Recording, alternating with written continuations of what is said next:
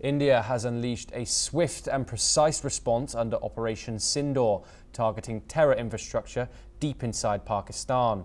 In a powerful joint strike, the Army, Air Force and Navy struck at multiple locations, including the notorious Lashkar-e-Taiba in Muridke, where 2611 attackers were trained, and Jaish-e-Mohammed's stronghold in Bahawalpur linked to Masjid-Azhar. Air Marshal A.K. Bharti confirmed over 100 terrorists were killed, including key figures from IC-814 and Pulwama cases.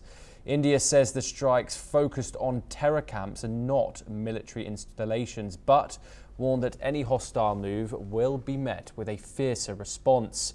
Radar stations, UAV bases and ammunition dumps were also hit in Chak Lala, Gujranwala, Rafinkui and more, as India takes a firm stance against cross-border terror. Let's take a listen to the Director General of Military Operations and Air Operations.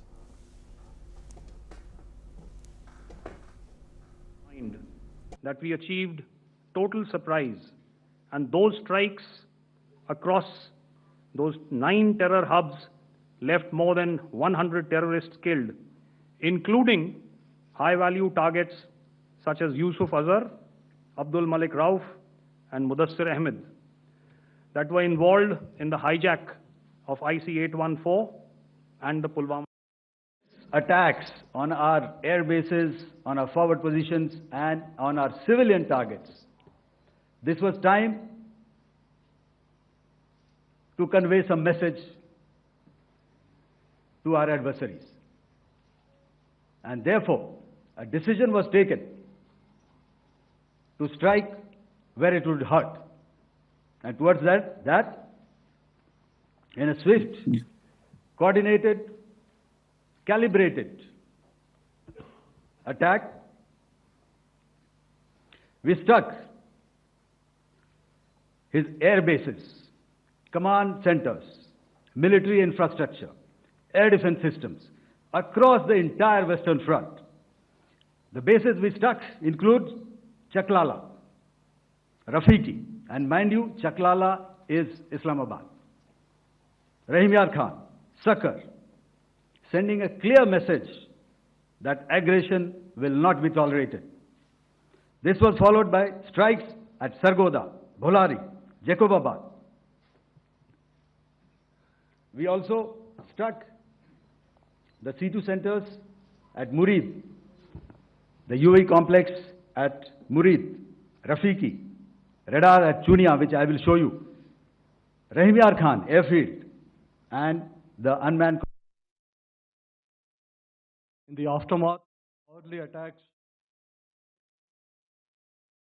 in Kashmir by Pakistani-sponsored terrorists on 22nd April, the Indian Navy's Carrier Battle Group, surface forces, submarines and aviation assets were immediately deployed at sea with full combat readiness in concert with the joint operation plan of the Indian Defence Forces. You may be aware that we tested and refined tactics and procedures at sea during multiple weapon firings in the Arabian Sea within 96 hours of the terrorist attack. The aim was to revalidate our crew, armament, equipment, and platform readiness to deliver various ordnance on selected targets precisely. Thereafter, our forces remained forward deployed in the Northern Arabian Sea in a dissuasive and deterrent posture with full readiness and capacity to strike select targets at sea and on land, including Karachi at time of our choosing.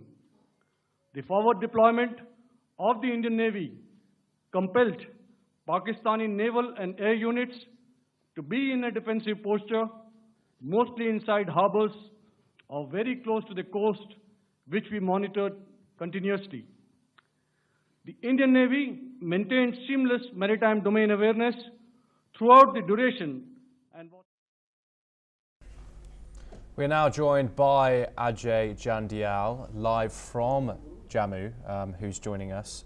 Ajay, It's been over 24 hours now since the ceasefire has been announced, surprisingly.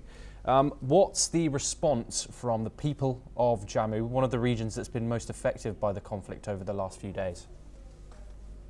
See, that has to be seen, that how people basically are liking it. If you talk about the people, those who live, somewhere where they are safe, they are saying that Pakistan should be taught a lesson, because yesterday, the way basically Pakistan violated ceasefire, even after when ceasefire was announced, that was really shocking for the people, because those who moved back to their houses on the border area, they were suffering. That's what it has happened. But if you talk about the people, those who have migrated from the international border and the line of control area, they are saying that enough they are facing, because they know that whenever any fighting takes place, Pakistan always tries to target the civilian area. I have personally visited a number of locations on the line of control in the Plawala sector in Abdul, where about more than 12 houses were damaged or partially damaged because of the Pakistan heavy shelling. Indian forces, they are also giving retaliation to the Pakistan forces, but people say that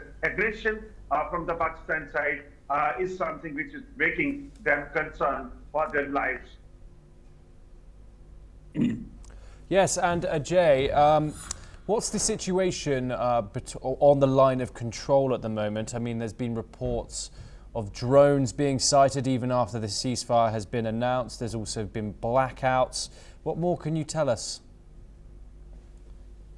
On the stop, we can say that 20-hour dull period of ceasefire. Once again, firing is going on there in the Uri sector of Baramulla. That is what we have been told by our sources. But still, if you talk about the line of control areas and international border areas in Jammu, it's quite better. There is no firing since yesterday night. It was stopped at around 10:30, and Indian and Pakistani forces, they haven't exchanged any fire, on these locations. So that's why the people, those who live over there, they are comparatively better. But the horrible time what they have faced because of the shelling, they are scared enough, and that's why people are even being advised by the local authorities over here to shift to the safer location or stay inside the basements and the bunkers. Ajay Janjal, thank you very much for joining us. We are now joined by Lieutenant General Nitin Kohli, Senior